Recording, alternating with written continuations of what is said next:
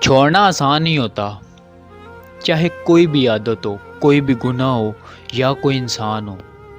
ہم گرتے ہیں، ٹوٹتے ہیں، سنبھلتے ہیں اور پھر گرتے ہیں، اور پھر ایک ایسا وقت آتا ہے نہ تو ہم چیخ سکتے ہیں اور نہ ہی کسی کے گلے لگ کر ہم اپنے آنسو بہا سکتے ہیں۔ ماضی ہماری آنکھوں کے سامنے ایک ریل گاڑی کی طرح بھاگ رہا ہوتا ہے۔ ہم کو ہر اسٹیشن کے اوپر نئے لوگ ملتے ہیں، لیکن پھر ایک ایسا وقت آتا ہے کہ جن لوگوں کو ہم اپنا سمجھتے ہیں وہ بھی ہمارے ساتھ نہیں ہوتے۔ کسی ویرانے میں، کڑی دھوپ میں، بغیر ساز و سامان ہم اکیلے رہ جاتے ہیں۔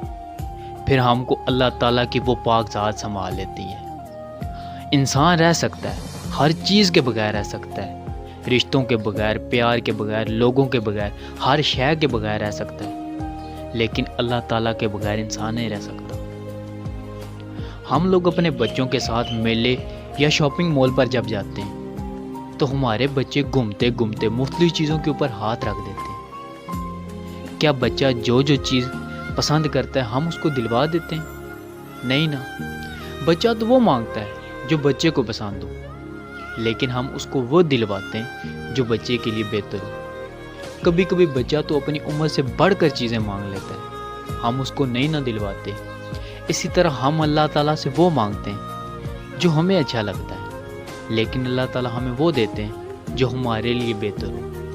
اللہ تعالیٰ دیتے ہیں، انسان کو ضرور دیتے ہیں، وہ وقت ٹھیک نہیں ہوتا، وہ موقع ٹھیک نہیں ہوتا، لیکن بعد میں اللہ تعالیٰ انسان کو ضرور دیتے ہیں۔ دعا ہے کہ اللہ تعالیٰ ہم کو کسی کا بھی محتاج نہ کرے۔